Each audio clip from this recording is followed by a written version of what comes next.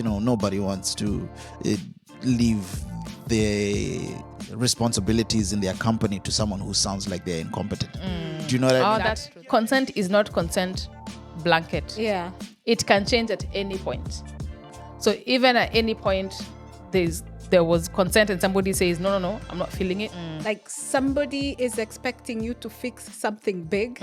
That's probably going to change a lot of things. Like me? Are you sure?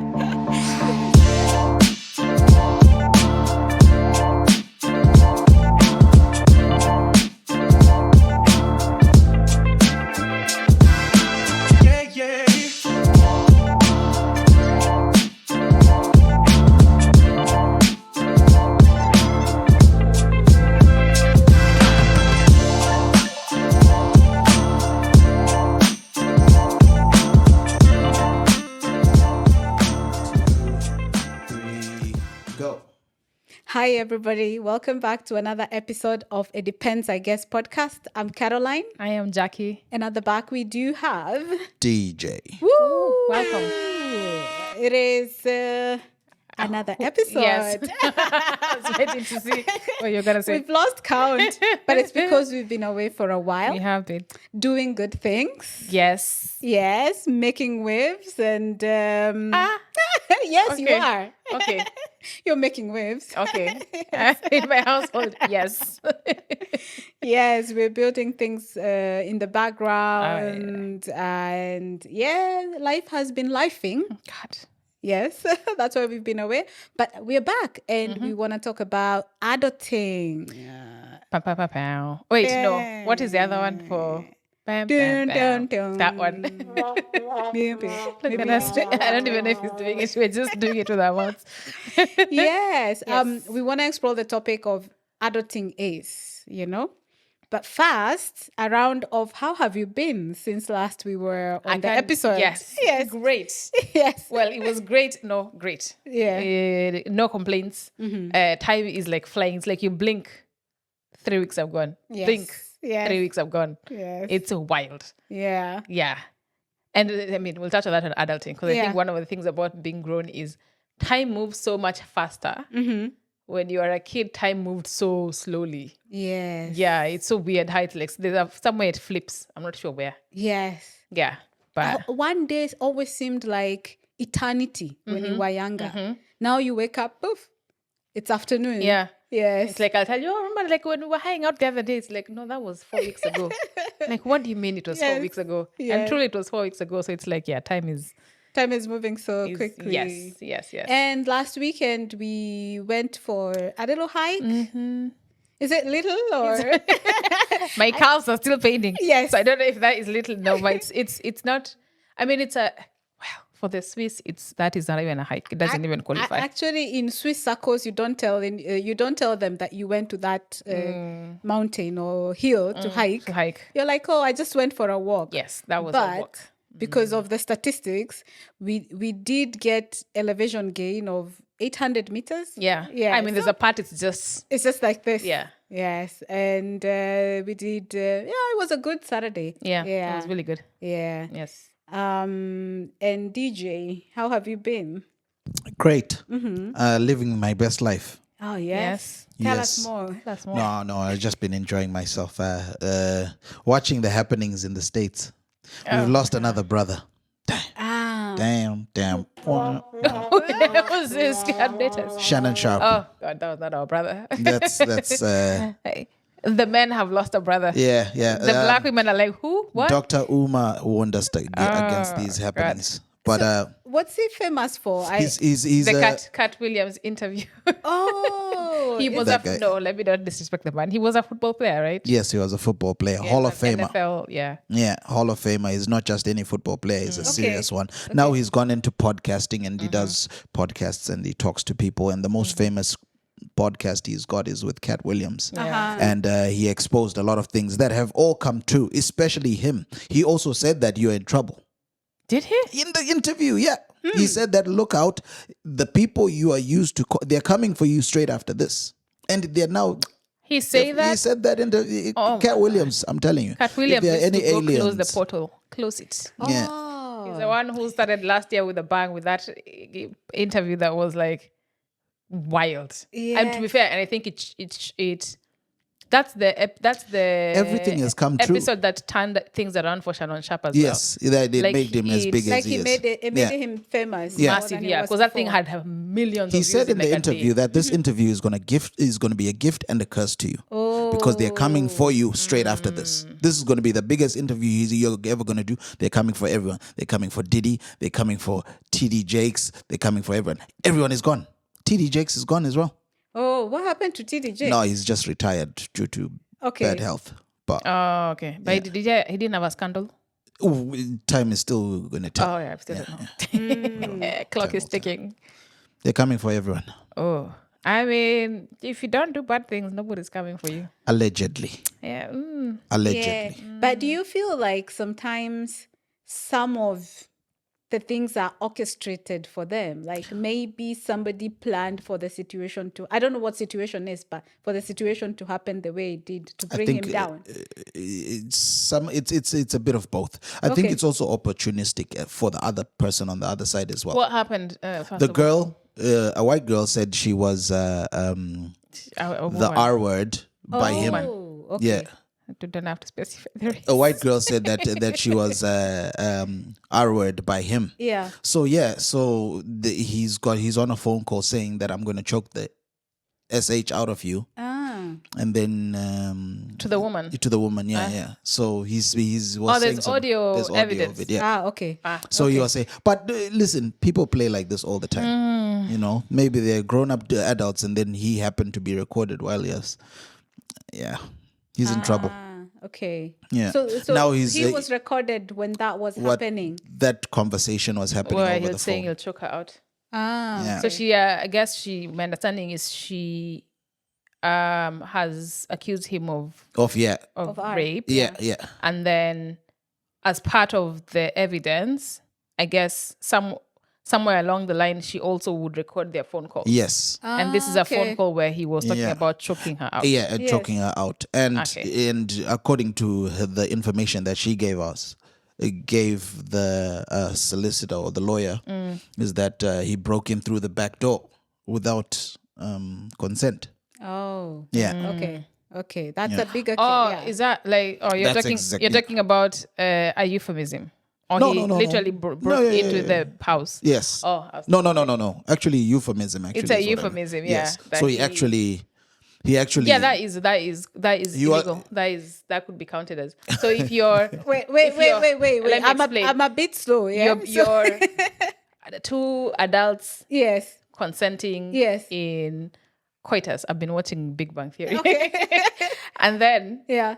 the person without consent decides to go backdoor instead.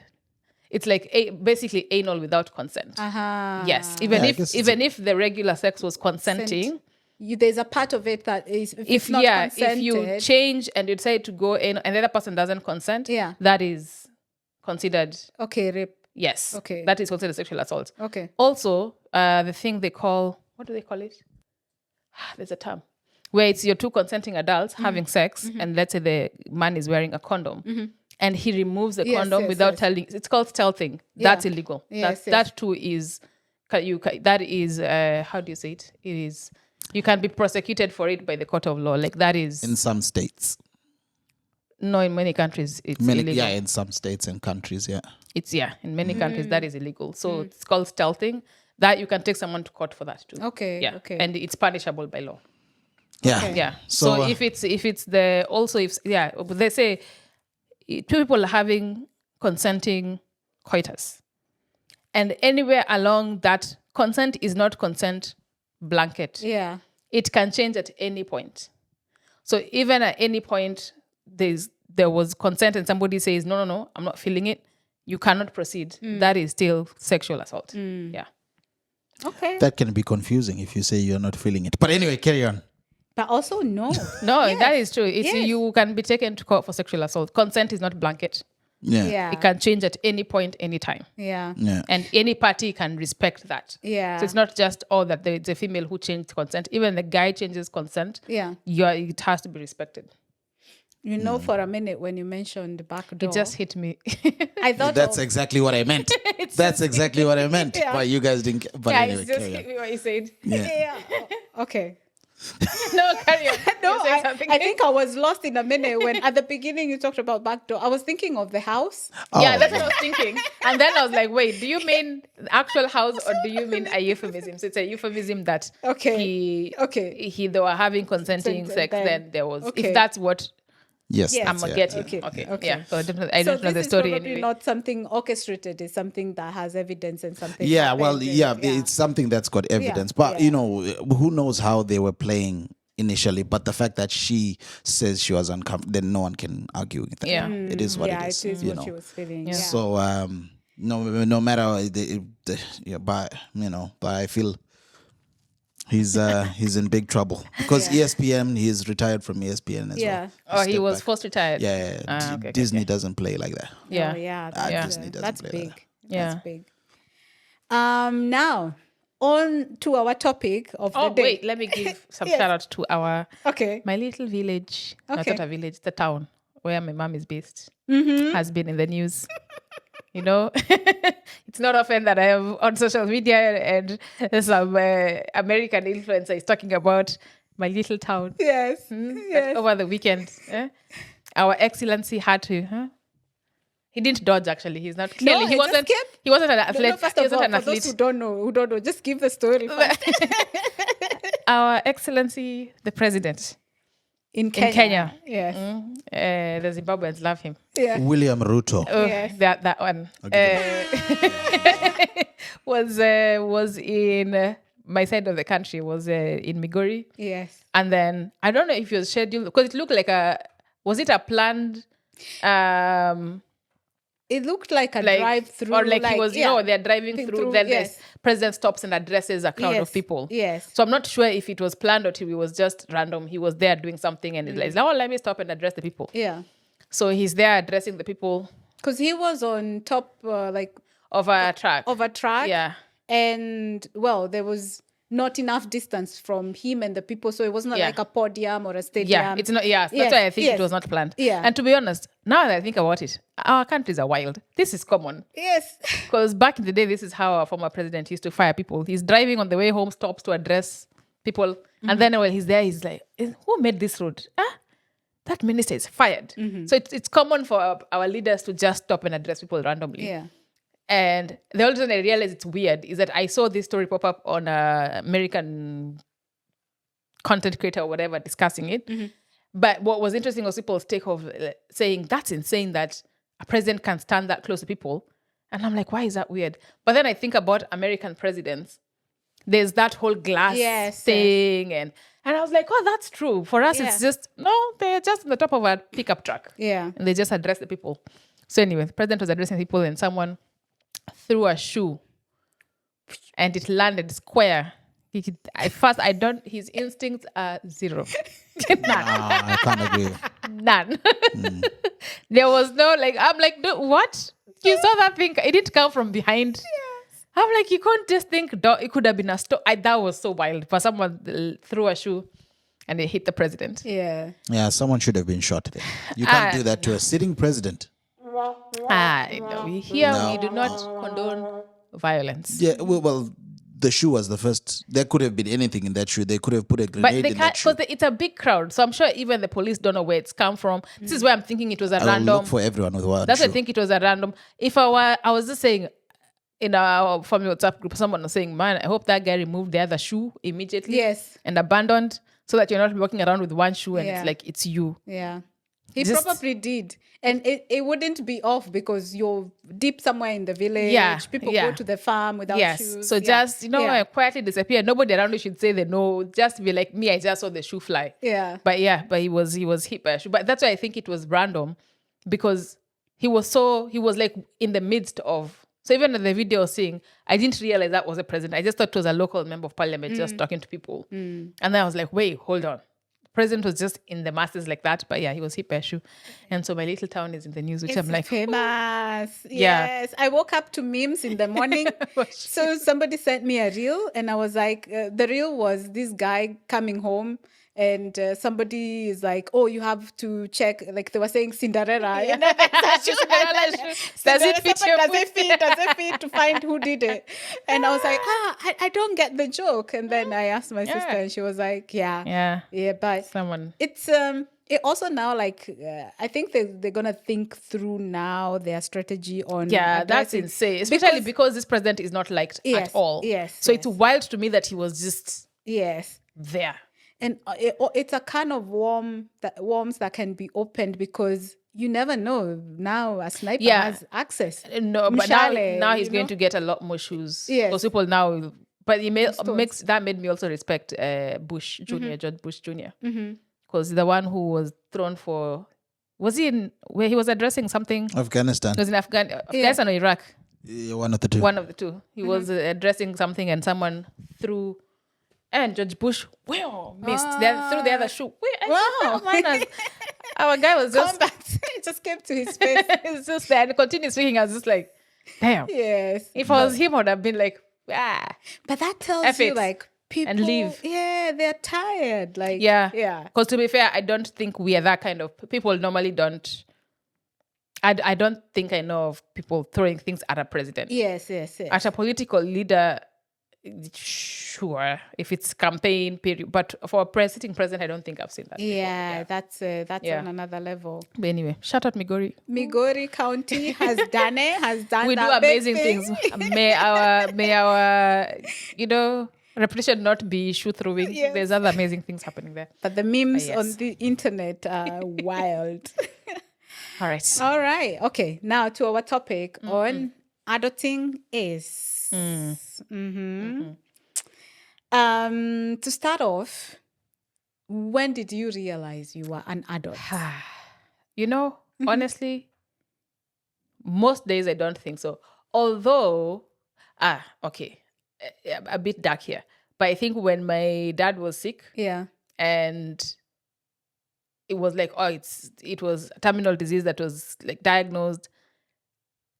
And I was like, immediately, like I dropped everything I was doing, went to Kenya, and we're like, we're going to take him to somewhere else for treatment. So I was doing all these things. I was like, where are your passports? We'll go, all the documents, visas, etc., tickets, and take them to the airport, pack them, go. Then I was following a few days later.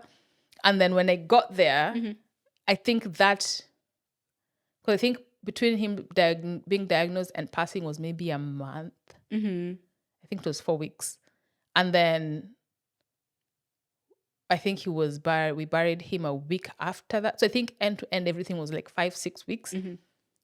That period of my life, it's like, adulting on steroids. It was just like, it was me just la, la, la, la, la, living life, and then whoop. Yes. So that period, and then I think it was also an extreme period. So it went from 0 to I'm the parent. So I'm making decisions on like, should they resuscitate or not? I'm getting doctor's updates. I'm being a parent to my mom. I am parenting my brothers. I am fighting. Organizing everything. Yes, I am here picking battles with my dad's family's people and like banning people from coming to the funeral. So I was just like, so it went from 0 to like, I'm like a parent to everyone. So that window of life, there is where I was like, hey, this is being an adult. Yeah. But outside of that, even years like over time post that, I just went back to, okay. So I think I've had sprinkles of moments where it's like, oh shit, this is, you need to kick into your decision maker. But if you ask, like now, there are days when I'm thinking, when I get a call to be like, hey, it's end of the year here when you can change insurance. They recommend you change your medical insurance every year. That's when I'm thinking, someone, me, has to make this decision as to, are we moving? Yes. What amount do you want to pay? What do you want to pay? What is a deduction? What is a deductible? Okay, so this means, all right, those are the moments where I'm like, I'm there. You have to make the decision. Yeah. But most days, I don't think I'm an adult. I don't think. No. I have my adulting moments. Usually they come in bits, but they happen a lot when I am among our friends or even my sister and there are kids around. And it always boggles me, oh, we are the adults in this room. I am an adult. A child has to be fed, you know? A child needs to go to sleep. A child has a schedule. I think it just wakes me up every time I'm surrounded by my friends or family and their kids around. It's like, okay, now I'm the grown-up in the room. Yeah. Yes. So do you think our friends who are parents, for them, the parenting, like having a child forced them to, it's like, well, now I you think have so. actually, let's ask the parent in the room. Why am I asking? DJ, Yes. when did you? I guess when she was younger, Yeah. I didn't really realize that I was the one. I was too young to understand what's going on here. You know, I knew that, okay, I'm in charge of this person and I have to make sure this person is fed and everything, but it hadn't hit me. Only time is when she started talking and I heard dad a lot. And you'd look behind you and you're like, So oh, me. I said, who are you talking to? You know, that's the only time. Because Yeah. most of the time, I'm a very childish person. Most Yeah. people know me. Yeah. I am but that's the only time when someone says, Dad, I'm like, damn, who are you talking to? Yeah. You're the grown-up. Yeah, I'm the one who grown-up. has to. I think that Yeah. was the one moment when it came to be that, you know, I am actually an adult. That's the time that I remember anyway. Yeah. And now that because she's grown, do you still feel like the adult, or you're like, oh, now she's responsible for herself? So Yeah, now I can go back to where I was. yeah. Because it was on pause for a minute. Yeah, I can go back to where I was. She's grown now, you know, she's out doing her own thing, but Yeah. which is fine. I can now run around like the little kid that I am in the head. Yes. Do you have pockets of moments where you're like, okay, I'm an adult? Like, At work, I have to do that at work. I yeah. have to speak properly. And Yeah. Speak grown up. Yeah. And I have to respond to emails promptly. See, when I use English like that, you know, it's just, at work, that's what I have. But I guess, you know, nobody wants to leave their responsibilities in their company to someone who sounds like they're incompetent. Do you know what I mean? That's true. That's true. So you want to also, you know, be respectful in work. Yeah, if we're out having beers, then listen, it's a different ball game. But you want to be seen like I deserve this job. I deserve more money. So the only way you can put that forward is sounding as competent as possible. And then we get home and then it's back to normal. Yeah. That's true. I think, you're right. Pockets, like work, that's where there's pockets of like a jolt of reminder of, so it's, especially when it's like, okay, so this was meant to be delivered. Where is this at?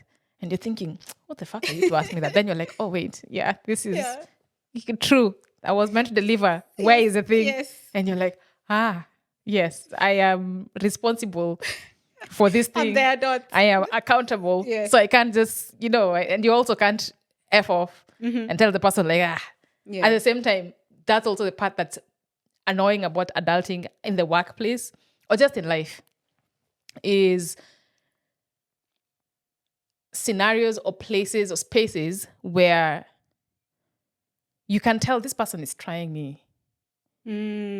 But also I have to think I'm at work. So I can't just middle finger and be like, hey, the fuck. You have to hold yourself. I have to be like, yes, like short teeth and it's like, and it's just, but you're just thinking if you could just, those are the moments where you're just thinking that it's, those pockets, pockets of adulting.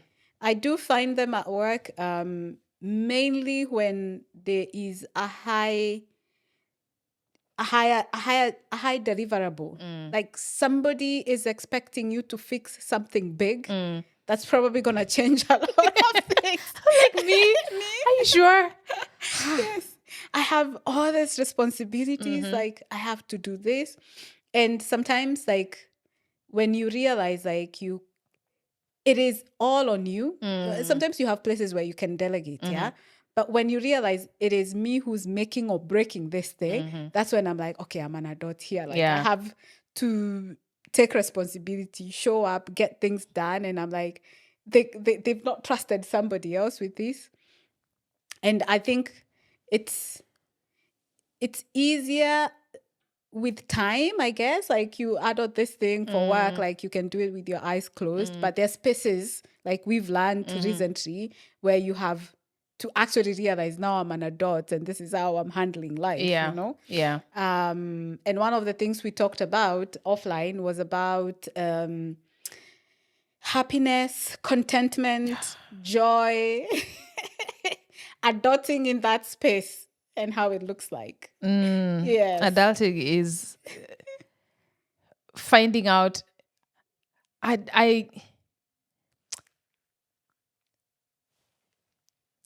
don't want to say it's kind of losing the magic in life, but also it's coming to realizations that you're at some point you're thinking to yourself, I was better off not knowing. I could have just carried on through life, traipsing through life. But it's like it's coming to these relations where we're talking about is happiness truly an achievable thing or a valuable thing to chase? Because it's been sold as if it's you get to happiness and then it's just happiness. And it's like, is that achievable? Is that even healthy? Can you just be in a constant state? Or happiness is moments. And you can say, oh, I would love to have, if let's say in a month, I would love to have 80% of that month or 70% of that month being happy or feeling joyful or something. But then I'm like, is that an attainable? I don't know if that's an attainable goal. And we're trying to figure out, is contentment an alternative that's actually attainable? Yes. That I don't know. So adulting is actually realizing that we've been sold a lie about happiness. And this was like our deep realization recently. Well, hiking. Adulting is realizing that the way happiness has been sold to us is you always chase the happiness. And once you get it, you have to maintain it. Otherwise, if you feel your happiness is dipping, you have to do everything you can to go back pump it up, to stay at happiness level. And what adulting has made us realize is has deprived us other feelings that exist as an adult, as a human. So you're chasing happiness so much, and you're trying as much as possible to maintain that status quo of happiness. That, for example, if you're going through a difficult moment where you're grieving, you're not allowing yourself you're not to letting grieve. yourself feel and You're process. Not process anything else. You're not letting yourself. And I had a big problem with grieving as well, because there was a point where I didn't feel like I needed to do it because I was away from what I was told I should have. And then there are also things like, there are days you feel like meh. You have no feeling. Yeah. You don't know if you're happy, if you're not happy, you're sad, if you're up or down, you're just there. Just there. And you try to remove that meh feeling with trying to chase again happiness, trying to go back to that level of happiness. So I feel like adulting is realizing that happiness, yes, it's good. It gives us those good feelings, good joy. I don't know if joy and happiness are the same thing. I don't know if it's That's a good question. Carry on. I'll ask ChatGPT while you're here. Yes, but it's given us the need to always chase those two to the detriment of not feeling other human things. Yeah. And recently I've realized, like, I'm not always happy. And sometimes to give myself that kick to happiness, I go to, maybe I have a drink of wine, or maybe I garden or other things. Yes, euphemism. Yes. So I think for me, the big part of adulting is realizing that happiness is not always constant, and it's okay to feel other feelings. Yeah. No matter they also have a place. They also have a place as humans. And now this brings us to what we were talking about. can we replace happiness with contentment? With contentment. Yes. Oh, that is And also we'll talk about existential crisis as adults Hey. in adulting. Oh, so okay. Happiness. Happiness and joy are often used interchangeably, but they have a subtle and important difference. Happiness is tied to external circumstances. It's a response to something good happening, hearing good news, etc. So happiness can be fleeting and tends to come and go depending on what's happening around you. Joy is more internal and enduring. It's a deeper feeling that isn't as easily shaken by circumstances. You can feel joy even in difficult times. Yes. Okay. Yeah, which is exactly. So we have really truly been sold. I don't think I hear content or joy is not a word that we use often. Yes. Happiness is what we hear Yes. mentioned often. Yeah. And even the definition, it's more fleeting. And joy is more internal and more lasting. Yeah. Yes. And happiness but you is can feel it external. even in dark times. Yes, Yeah. yes. So you can still it doesn't push you from feeling the other feelings that you're feeling. It doesn't there's no like joy can still exist even in grief or in Yeah. In low moments. Yeah. Yes, there's always Yeah. something joyful. Yeah. And then we talked about Contentment. Let me get you the definition here. adulting and contentment. Oh my God. That one I have no advice. I'm in the beginning journey of that one. No, so I always remember when we were growing up, there's this one thing I think from the Bible that used to be always mentioned again and again. Contentment is second to godliness. Wow, I don't think I ever. You never heard of that one? No. I think I went to a church of. I heard that one. You had that one, But it was yeah? a different version. I went to a bootleg church. Cleanliness is next to godliness. That's what I had. Wait. I thought contentment was also contentment and godliness. Oh, I think that's. Yeah, I think contentment is what we should be striving for. But Yeah. unfortunately, Yeah. there are people who are smarter than us who are working a machine that makes us feel like we are not enough as we are. Yes, We like need to contentment is search- a bad thing. Yeah. Yes. It's a cop out. Yes, that's Like true. contentment is a cop out, but okay, you've got that fancy car, but there's the new model that came out. I'm totally happy with the one that I have, but they make you feel that you are too content. So they pull on those strings that make you feel like you're not enough as you are without the newer model of Yeah. the same thing that you've got. Yeah, it's essentially contentment is the antithesis of capitalism. Yes. Yes. You know, so it's for the capitalism we have and the consumerism, etc. Contentment is not a great thing for that, for the consumerism culture that we live in now. Yes. Yeah. Yeah, and I think that's where the problem comes. Why we cannot be truly content because of that marketing ploy of it doesn't even have to be marketing. Anything that you feel, they're always, as human beings, we are naturally aiming up. You never go into somewhere and say, "Look at my car; it's nice." Yeah, that guy up there has got a nicer car. I don't look at the guy who's on the bus. I never think of the guy who's on the bus. I always think of the guy who's got a nicer car than me. So psychologically, I'm trying to break out of that way of thinking that, look, at least you're not walking. Which is I'm using it as an example. Bad. Yeah, it's not a bad thing. It's not a bad but- thing. Yes. But And I wonder if just it's naturally. a status, like, if it's a status thing, like, even for you, like, is it something that is, do you think it's a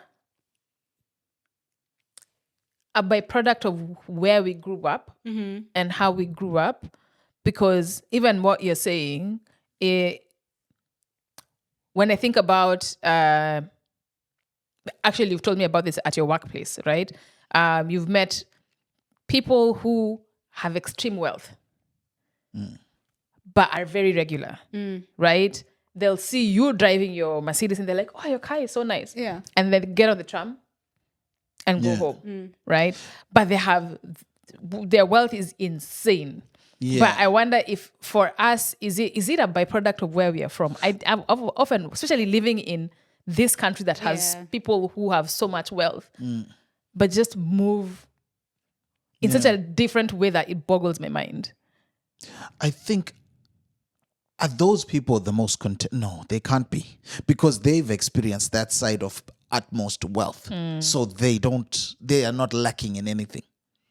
So they've got no reason to prove anything to me. So they are content. But I am raised in a way that I think, okay, now we're going to get into black and white now. Unfortunately, I was trying to. But white people, I feel, are raised and told that they're great people without anything from the get. You don't need anything. You are the greatest thing. You are the it. You are the greatest thing to happen here. Yeah. But for us from young, we are told that, listen, things like money doesn't grow on trees. Things like that stick in your mind and say, because money is such a special thing, it doesn't grow on trees. I am told that that's the thing I need to have. And to prove I have money, how do I prove I have money? I accumulate those things. Yeah. When And they're also, raised... to speak to your, sorry to interrupt, to speak to them being told they're it, us being told money doesn't grow on trees, but also we were not told the same thing that you're it. Yes. Yeah. If anything, you are rewarded more for the things you do. Or if you excel in class, great. Yeah. You did this. You're good in. It's so you associate that. Oh, it's the things I do. Yeah. It's not me. Yes. Even you have to work really hard.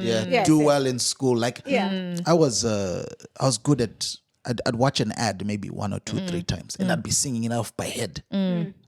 Then I had some adults in my family that would be like, if you could only put the same effort into school. And unfortunately, school is not the system that encourages creativity. Yeah. Especially where we came from. It's not. No, it's not. So I always thought to myself that I'm not going to become much because I'm not good at the things that my elders seem to think I should be good at. But they are always told you can be whatever you want.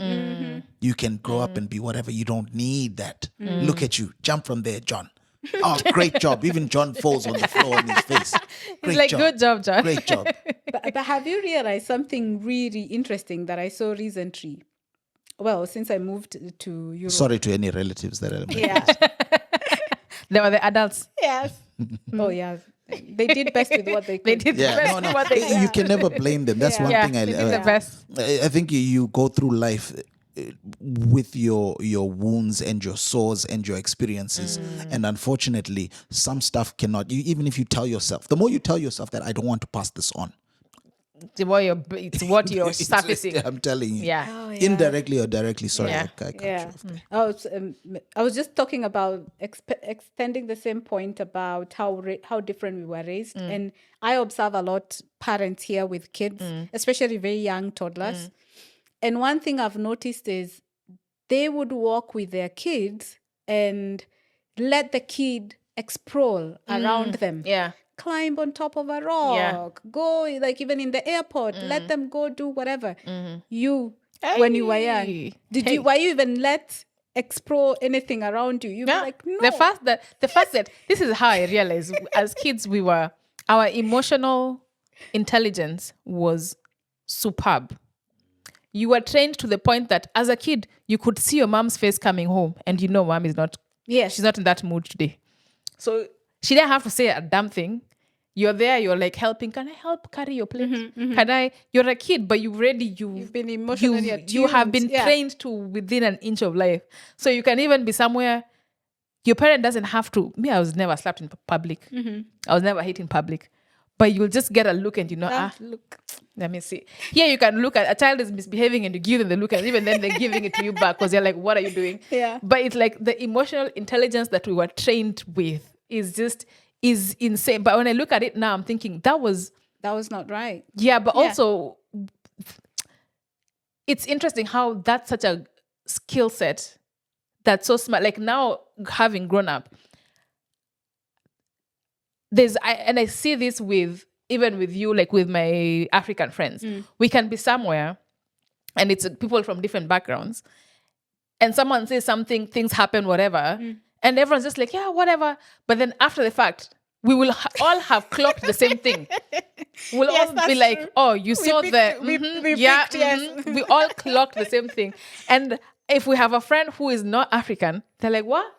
What happened? Yeah. Where? Yeah. Like, but did they say the thing? You're like, no, they didn't say it, but you read the thing. Yeah. Right? And it's such a skill set, but I'm like, now when I think about it, I'm like, oh, that's a skill that could be usable somewhere. Yes, but also there's a detriment to having this skill. Yeah, and it is. one of the things that I've recently learned is that when you're so attuned to what's happening around Yeah, you, yeah. and being always aware if something has changed or shifted, you're not more connected to yourself. Yeah. Because You disconnect from yourself a bit. From yourself, yeah. So yeah. because you're busy thinking Yeah. about what's happening around you and trying.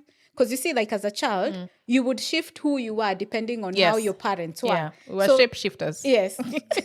So in adulthood, we also tend to do the same unless you really work on it.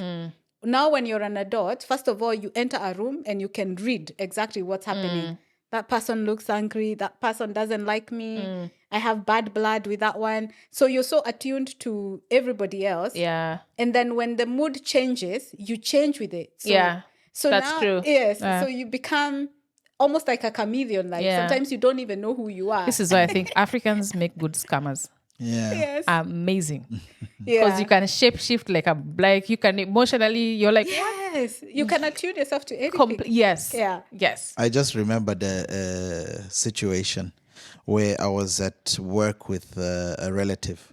And this relative, for some reason, I was the one who was sitting in the corner with some crayons. But within the same company, there were white kids that were around cars outside. I could see them from the window Yeah. that the white kids I'm playing are outside. playing outside. But I wasn't trusted enough Yeah. to go play outside with the white kids. Not that this relative was treating me as separate, but I was kept within you- eye distance. Yeah.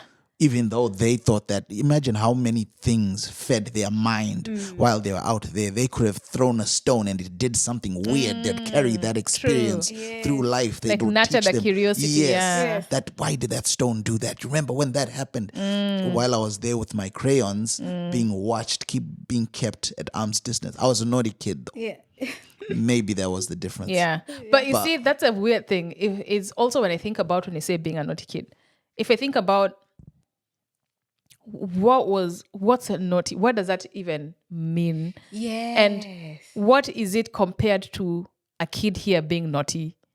You could just have been a regular. If you were here, that's a regular kid. Yeah. If you're here, it's a curious. It's a You're- that's a you're- curious child. A curious child. Yeah. Yeah. Yeah. But it's so weird how it's again from young. It's again not blaming the adults. Did the best with what you had, but it's also interesting how it was.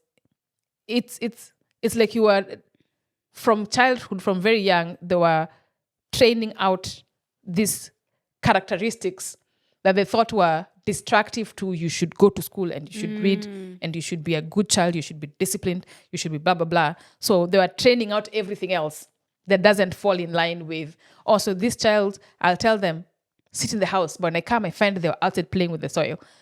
That's curious. That's just a kid. Yeah. Right? But then it's like you'll be punished to the point that one day you're the one who'll sit yourself down. You're the one telling the other kid, if you come to visit, I tell you, don't go play outside. Because now you're policing. yeah, my brain has already been trained. So now I'm the one now training you to be like, oh, no, don't go do that outside. So even the concept of naughty is very weird to me. I don't even, like, for a child, I don't even know that's a term we should use. Yes. It could be like, yeah, kids should not be disrespectful, etc. But if a child is just curious and they're not hurting other people, And they're not destructive. they're not or any destructive. too destructive. Because Yeah. also at some point of distraction is okay. Yeah, because that's also If you part go of jump and curiosity. break something. Yeah, Yes. that's how you know that's a bone. If yeah, all right, cool. Yeah, but that's weird. Yeah. But it's so interesting. So speaking of this, it also made me realize adulting is adulting is also sometimes identifying where you've adulted too much and unadulting a bit. It's like going back to your childhood sort of. Yes. Because yes. I honestly think African children, I don't know if this is the same for black kids in the US. I think it's the same. I think I've seen this question online, but I think African kids or we adult too early. You're like, if you meet kids, if you're traveling in Kenya, if you're back home, when you meet children and like they have so much responsibility for a child, you're like, whoa, that's a lot for a child. And maybe over even back then, maybe it's becoming younger and younger and younger. But I think we adulted too young. So I think for me, part of my journey now is part of my adulting is an adulting in other areas. Yes. It's not too serious. Like, fine, pay the bills. Then just do life. Yeah. It's not.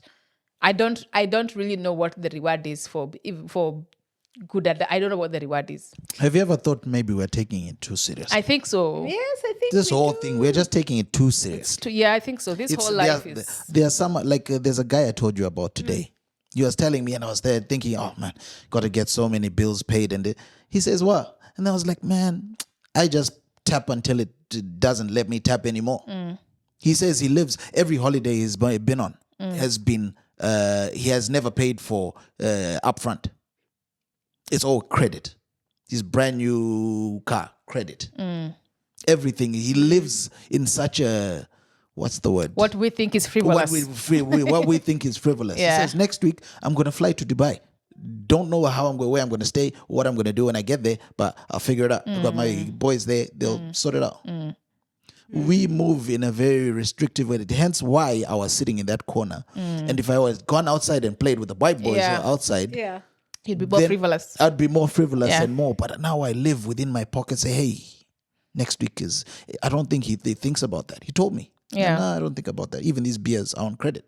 Yeah. Yeah. You know, the irony is in my 20s, when I started working, that's how I used to exist. Yeah. I used to go, like, I have friends, actually one of my friends, she's still that way, who was such a planner. So it's like, oh no, today we can't go for drink. I can't come for drinks because my budget, blah, blah, blah. So I'm trying to not drink. So maybe let's drink next week once I've gotten paid, but also she's paid all the bills and blah, blah, blah.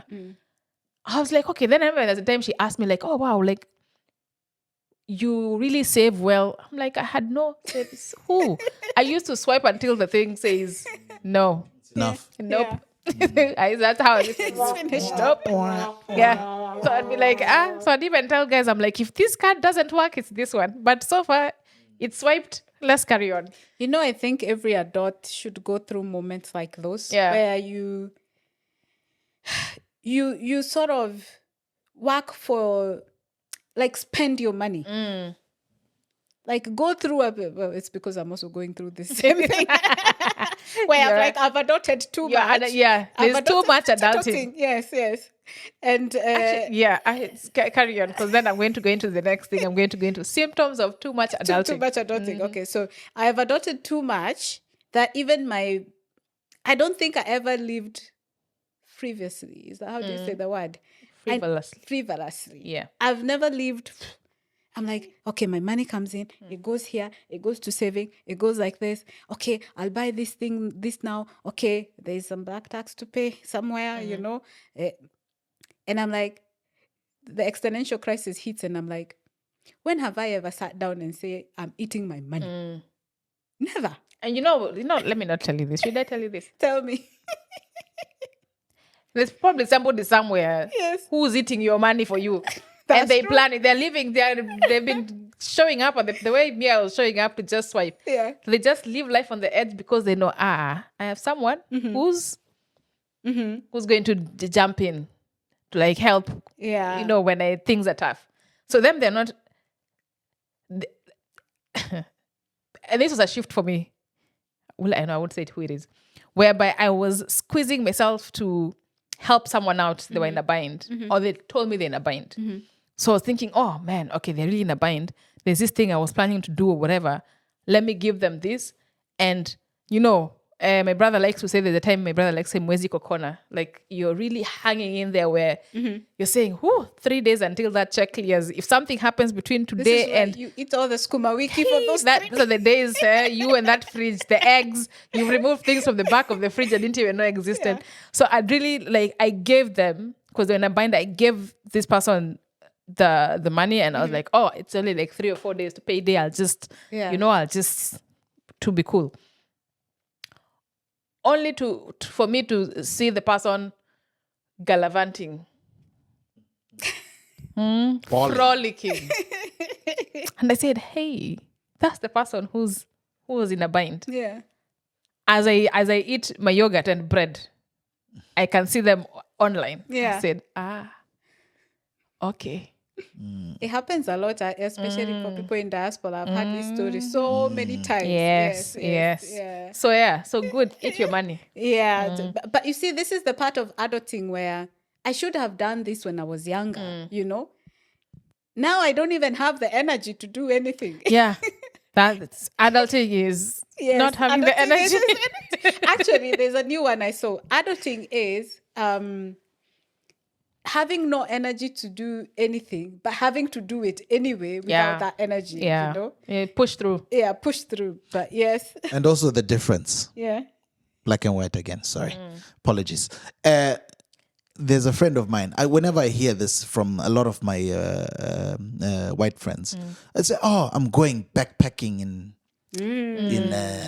what's it called in Southeast Asia. Southeast Asia. Yeah. Yes, you know the places. Yes. South America. Yes. Yeah, we're going to go from Top to bottom. top to bottom. And then I'm like, damn, you must have a lot of savings. I says, no. I've only got a couple of hundred. I'll figure it out when I get there. Do you know how much confidence it takes for you to say you're going to a place that you don't know with not enough money to carry you, but you'll know you'll survive? He'll come back in a few months' time. Oh my God, greatest time of my life. Almost died, but hey, you know. But part of that how is much confidence it takes. This is a whole other question. Confidence, but also white privilege is real. Because I've seen people hold backpack and they'll start talking to somebody in a bus and the person will be like, oh, come to my village. I'm going to see my mom in the village. Come to our house. We can feed you, blah, blah, blah. But it's because they're a white person.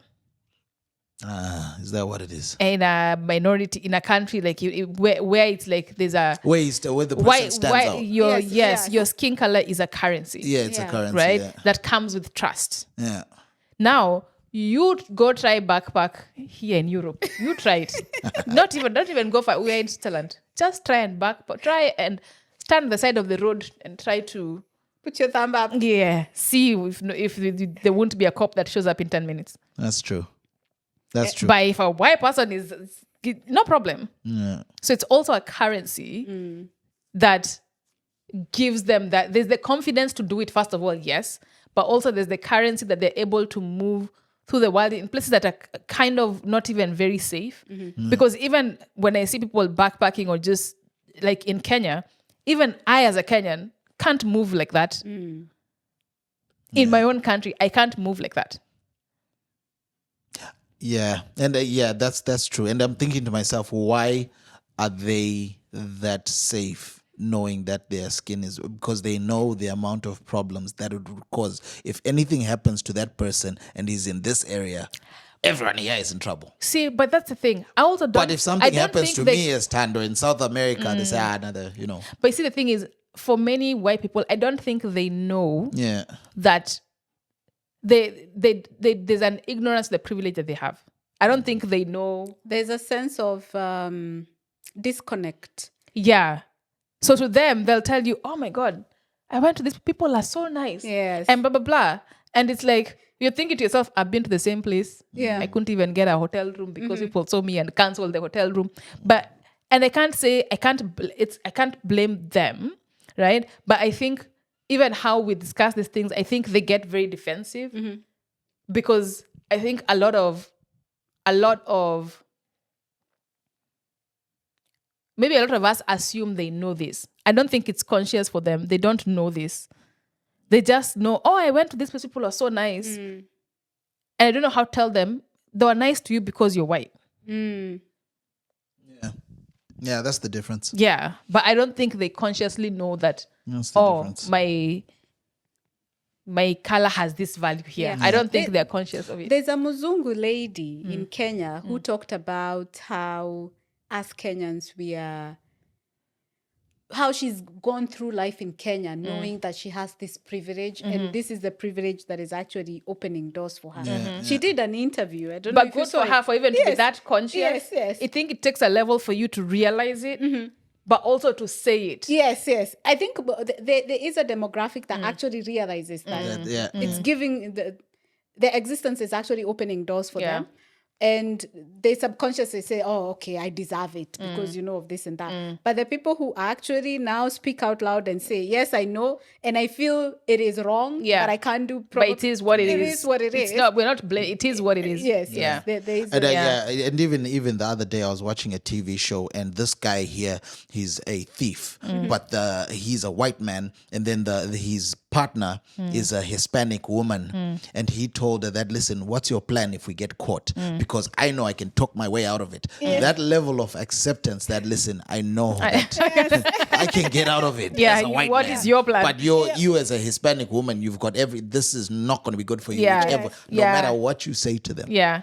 Oh yeah. I remember. And I think I Yes, like I it know. because I watched it. so, yeah, That it's is a really good show on Apple TV. That was such a, but unfortunately, it's like the theory of fish in water sort of thing. They don't see the water because that's where they like the same way we see. That's air. true. Yeah. The way we don't see air, but if you take if you take a fish out of water, it'll see the air. Yeah. You know. So it's just the way it is. Yeah. You know. So adulting, one more adulting is going through existential crisis. Existential crisis is my existence. And I was telling you this when we're hiking. I don't know when this happened, but lately, I just have these moments of, wait, like, what is the point of life? And so we're just living and then we die. And then in 30 years, people won't even remember who Jackie was. It's just, we came and we're out. And it's like, what the fuck? And it's like, what is the point? Like, you start going down a rabbit hole. So what is the point of all this? What am I doing?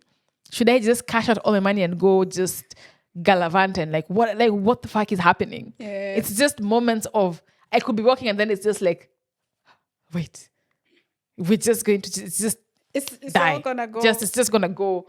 And the heaven, who knows what's after that? Nobody has come back to tell us what it is. So it's just, and even then, if I don't know if I need to worry about the after because I'm still here. So it's like what like that is, oh my God, that one when it's like I just freeze and I'm like, oh my God, what?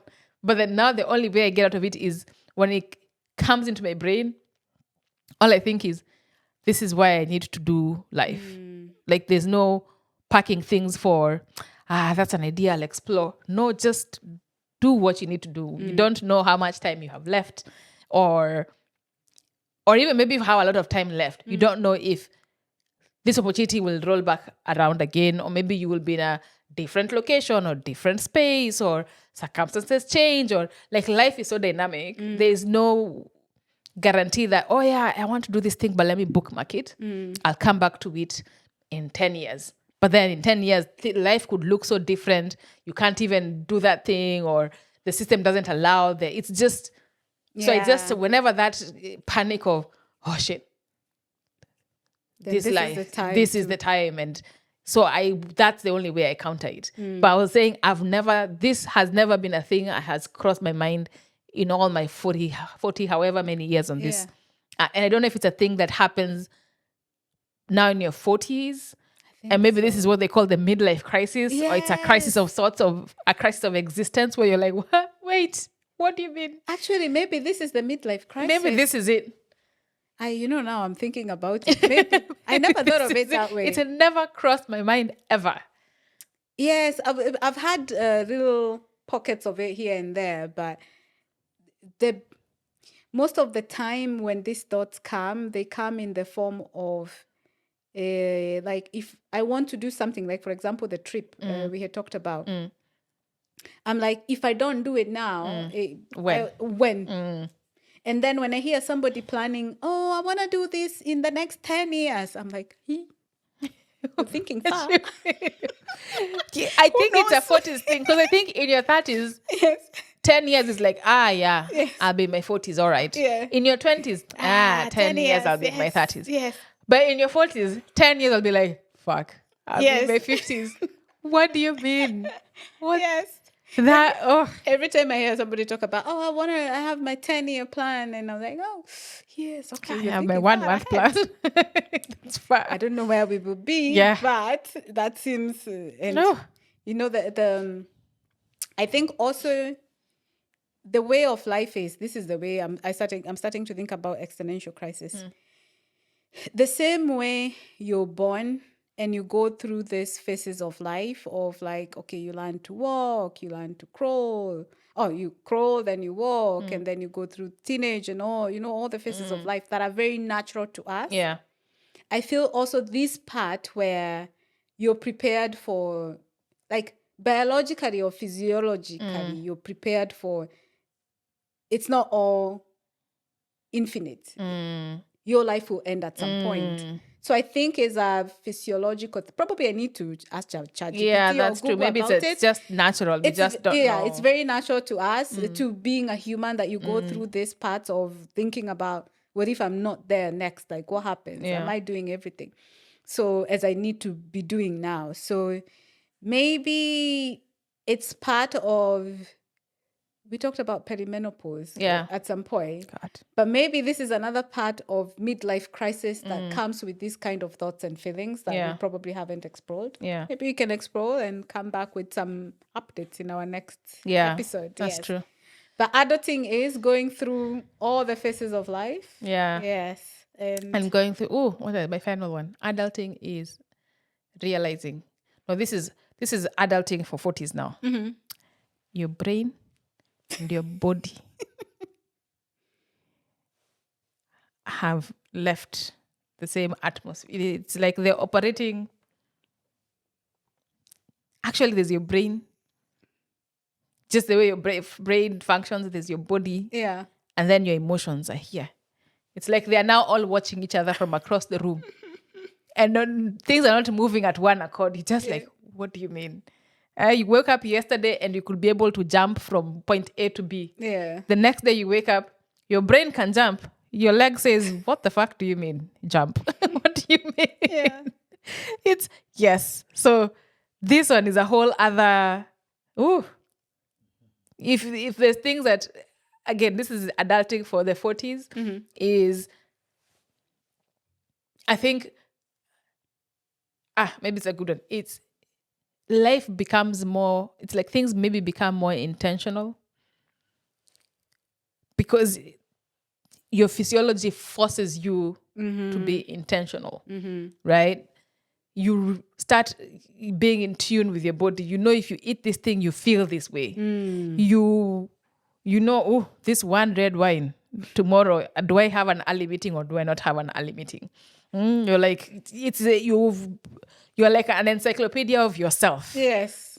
Versus, I think up to my 30s, a lot of things were not as intentional.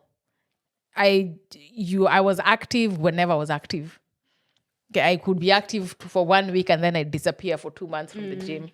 Versus now, if I'm not active even at least 4 days, the bones are creaking. Yes.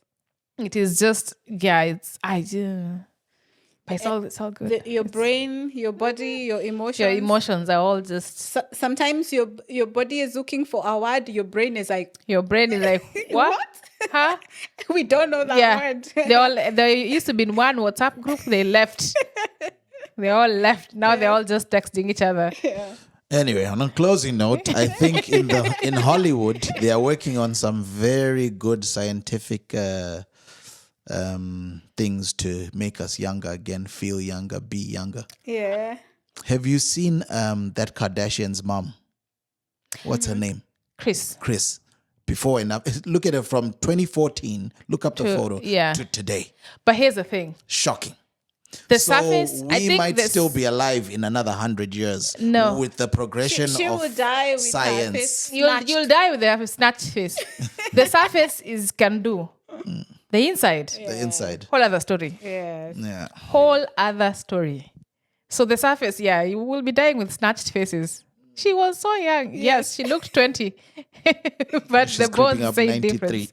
Yeah. The Yeah. bone Because- says different. Actually, yeah, because also like parts of your insides also age with you. Yeah. You know, even your vessels, you know, your blood vessels, your organs don't function as, Yeah.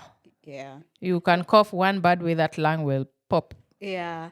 There's maybe things people have talked about longevity in terms of, I don't know, some weird things you can put in your body, but I don't think Oh, it does no. anything. I think what I've been trying to, I read the book, and I think, I don't know if it's a Netflix documentary, you know, the blue zones. So these pockets in the world where there's people who live to... Yes, like in Japan. There's Japan, Italy has a blue Italy, zone. yes. And I think the Italy one, I think, is one I was watching. And it all comes down to really simple things. Yeah. And it's interesting to me how I was just having this conversation today. Maybe it's the nature of human beings.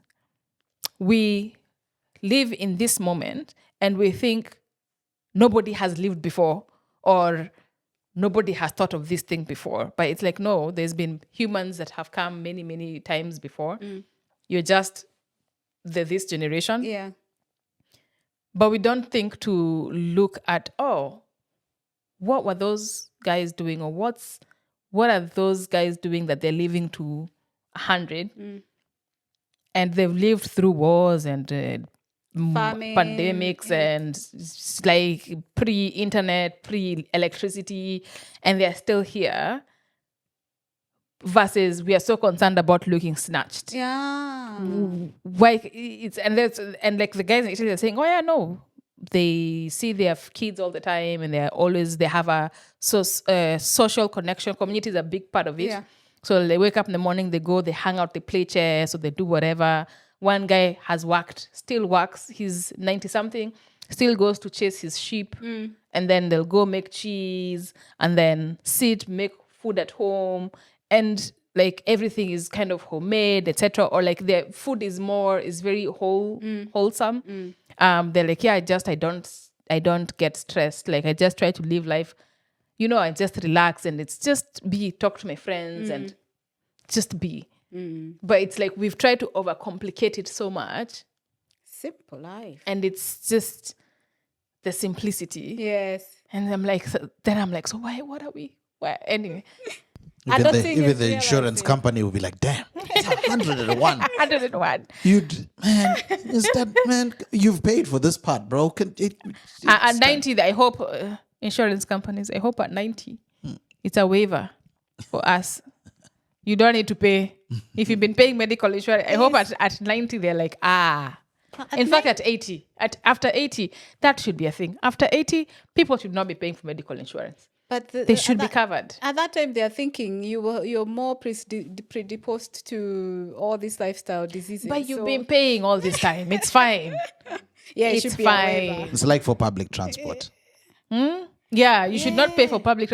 After 80, you should just and taxes as well. Yeah, you can't after tax 80, me off money that. Yeah, no, I don't think they're taxed. I hope so. I hope they're not. Look, this is how we don't know. Hopefully, at 80, we're doing this podcast.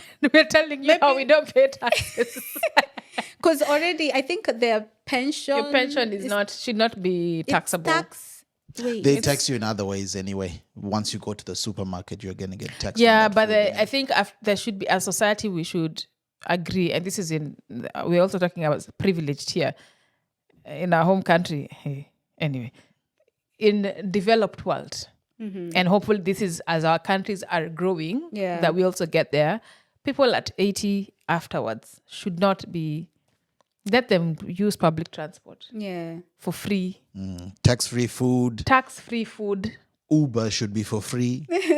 Medical care should Netflix. be free. TV should be free. And there should be community events for them that are free. Somebody should be taking them for water yoga, that sounds dangerous. Water aerobics. Just, take them for walks. Take if they let them hang out in the nurseries around babies. Yes. I think in Japan, or there's some communities that they do this with their old people and younger generation where they hang out with the babies. Yeah, with the babies. Yeah. let them hang out with them. Just let them be. And make sure they have community, because you don't want to have a loneliness problem as well. Yeah. Yeah, no, this place is not the place to get old, I don't think. Especially for Africans. Yeah. Oh, this is the trade Africans should have. Oh, I've had a solution. So let's take Kenya, for example. When the equator, it's great all year round. Even our winter is a joke compared to here. So the exchange we should have with these countries is your elderly, bring them over. And we have like communities. People will come hang out with you. Africans love to chat. People will come hang out with you. People will bring you their babies. People will it's warm, so you don't have to worry. Your bones are not going to be hurt by the cold weather, etc. And it's just like we have a labor. So we bring labor, or maybe we have a visa-free exchange. I don't know what it's going to be. We'll figure that out. The details we'll figure out. But we'll take them like on safari. You want to see the animals, we'll put you on safari cars. But there should be like an exchange of our weather is really great for for the elderly. Bring them over. Also, we're very community-oriented people. Yeah. So that's going to be great. They still keep the connection. Like, let's have an exchange of culture that is beneficial. So our countries are developing, yes. They're still emerging countries. But our culture is favorable to maybe the elderly here. Yes, that's true. Right? So find a cultural exchange that can work. Yes. Good point. Yeah. It's time to start. And you pay, and then actually, we don't even need to bring labor here. We are caring for your elderly. Pay them Swiss standards. Yes. Because then that money is paid there, Swiss standards, people are paid really well. Then that money goes into the economy and you uplift the economy that way. Business idea. Yes, there you go. Especially with the aging European community. Yes. Yeah. Taking up a lot of space here. There are a lot of apartments full of old people. Yeah. We can bring them to, and then, like our countries, there's so much space. Space is not an issue. Half three-quarters of our country is empty. We are all concentrated in areas. They can come. This is an idea. We will do a cultural exchange. I don't know what we'll call it, but anyway. Tell us about your adulting experiences at whatever ages. This is us, we're in our 40s. So tell us your adulting realizations at 30s, 20s. You should not be 40s, adulting in your 50s. teens. 15, your teens live life. Yes. But in your 20s, 30s, 40s, 50s, what have you been adulting moments? Yeah. Good, bad, ugly. Would love to hear them all. Yes. And see you in the next one. Yes, see you in the next one. Woo! Ciao.